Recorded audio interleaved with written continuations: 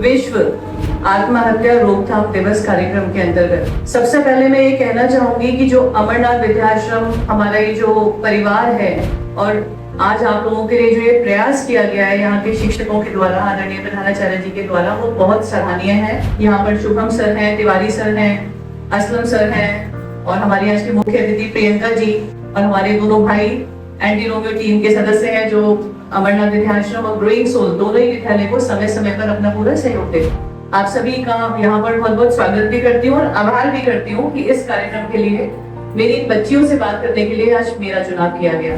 आज विशेष रूप से हम जिस टॉपिक पर बात करने आपके सामने आए हैं वो है सुसाइड। आप लोग सब इसका मतलब जानते हैं? विश्व आत्महत्या रोकथाम दिवस की जो सप्ताह मनाया गया है, जिसका कि आज लास्ट डे है, उसकी सबसे इम्पोर्टेंट थीम है कन्वर्सेशन। ठीक है, संवाद, जो कि आजकल की जो जीवन शैली है इसमें बहुत कम हो चुका है। 2022 में केवल एक वर्ष में हमारे भारत में जो कुल आत्महत्या हुई थी वो 1,70,000। ये एक बहुत बड़ा आंकड़ा है किसी भी देश के लिए कि एक वर्ष में इतनी आत्महत्या हो और उसमें से 13,044 केवल स्टूडेंट्स। ये और भी अफसोस की बात है। कभी उसके रिजल्ट को सोचा है आप लोगों ने कि उसका रिजल्ट क्या हो? हम जब भी कुछ अटेम्प्ट करते हैं, हम अपने जीवन में हर दिन हर क्षण एक योद्धा ही है बेटा। तो आपकी लाइफ आपको छोटी छोटी चीजें हर दिन सिखाती है और आप जो भी कार्य करते हैं अपने जीवन में, चाहे आप विद्यालय आने के लिए तैयार होते हैं या आप कोई भी और कार्य कर रहे हैं, वो सीख रहे हैं, उसका एक उद्देश्य होता है। आपके सामने विद्यालय आने का एक उद्देश्य है, लेकिन सुसाइड एक ऐसा स्टेप है जिसका कोई उद्देश्य नहीं है और उसका कोई वो किसी प्रॉब्लम का सोल्यूशन नहीं है।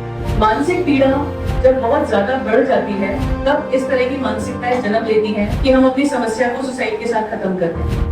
और इसका एकमात्र सोल्यूशन जो बहुत इजी है, और ये जो मानसिकता है ये पीड़ा से जन्म लेती है। आपका 3 चीजें बेटा आपकी लाइफ में बहुत इंपॉर्टेंट है। आपका टारगेट है मेरे नंबर इससे कम आ गए, मेरे नंबर इससे ज्यादा आ गए, ऐसा क्यों हो गया, ऐसा कैसे हो गया, मुझे मेरा ईगो हर्ट हो गया। जैसे आजकल कॉमन बच्चे बोलते हैं, मैम ने सबके सामने मुझे डांट दिया, सर ने ऐसा बोल दिया, क्योंकि आपकी लाइफ में एक्सेप्टेंस नहीं है। आप अपने आप को उन परिस्थितियों के लिए तैयार नहीं कर पाते हो। आपने अपनी लाइफ में एक प्लान बनाया, आपने उसके लिए, जैसे आज अगर आपका ध्येय है कि आपको आईएएस बनना है, आईपीएस बनना है, मैम की तरह वर्दी में दिखना है, हम भी चाहते हैं कि हमारी बच्चियां कुछ अच्छा करें, लेकिन 1% अगर आप उस ध्येय में कामयाब नहीं होते हो तो वहां से एक डिप्रेशन आपके अंदर जन्म लेता है। फिर आपको ये भाव आता है कि मैंने इतनी मेहनत की, यूजुअली ऐसा होता होगा ना, ऐसा विचार आता होगा, मैंने इतनी मेहनत की, मैंने इतना अच्छा डांस किया, फिर भी मैं कॉम्पिटिशन में फर्स्ट नहीं आई, मैं भी अच्छा परफॉर्म करती हूँ, लेकिन असलम सर हमेशा सिंगिंग को उस बच्चे को आगे ले लेते हैं, मैम हमेशा इसी को प्यार करती है, इसी को आगे लेती है। ये छोटे छोटे थॉट्स हैं जो आपको परेशान करते हैं। जब आपकी लाइफ में एक्सेप्टेंस हो जाएगा तब आपको ये चीजें परेशान नहीं करेंगी। ठीक है यार, इट्स ओके, क्या हो गया।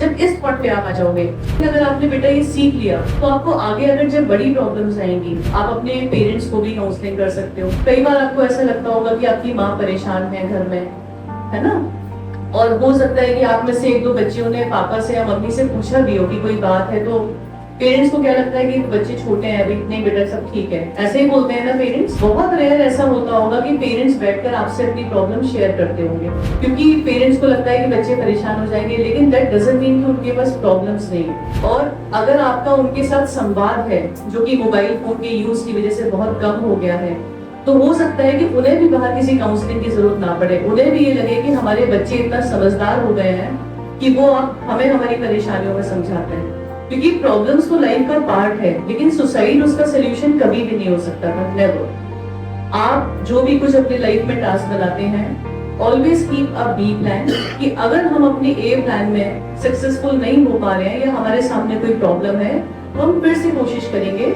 हम अपने दूसरे प्लान पे भी वर्क करेंगे। लेकिन ऐसा नहीं है कि हम सुसाइड करके इस प्रॉब्लम का एंड कर दें। और अगर आप लोग थोड़ा बहुत अवेयर हो इस फील्ड में, और जिन लोगों ने ऐसे कदम उठाए हैं, जरा सा उनके जाने के बाद जो घटनाएं उनके फैमिलीज में हुई हैं या उनके आसपास के लोगों के साथ हुई है, उसको सोचिए कि क्या वो सोल्यूशन था, ऐसा कदम उठाना क्या किसी समस्या का अंत था।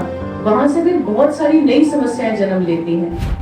तो आप लोगों को आज जो यहाँ पर ये टॉक दिया जा रहा है, मैम ने समझाया या ऋचा मैम ने बताया या मैं आपसे शेयर कर रही हूँ, ये इसलिए है बेटा कि आप लोगों को अपने साथ के लोगों को भी इसके लिए काउंसलिंग करनी है।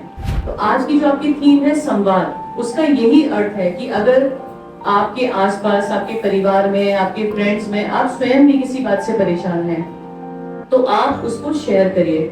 जितना आप उसको मन में रखेंगे उतना आपकी नेगेटिविटी आपको और ज्यादा परेशान करेगी। लाइफ में बेटा हमेशा एक वेल विशर रखो, चाहे वो आपकी मदर हो, आपके फादर हो, आपकी फ्रेंड हो, आपकी टीचर हो, कोई भी हो सकता है। जैसे फ्रेंड्स हैं आपस में, आजकल हम लोग देखते हैं कि जब तक सामने वाला आपका फ्रेंड या आपकी टीचर या आपके पेरेंट्स आपकी तारीफ कर रहे हैं, तब तक तो वो बहुत अच्छे हैं। अगर उन्होंने आपको पॉइंट आउट किया, गलत बोला, तो बच्चे तो आजकल पेरेंट्स से ऐसा भी कह देते हैं कि आपको कुछ नहीं पता है, आपके समय में ऐसा नहीं होता था, ऐसा कह देते हो ना पेरेंट्स से, आपको नहीं पता।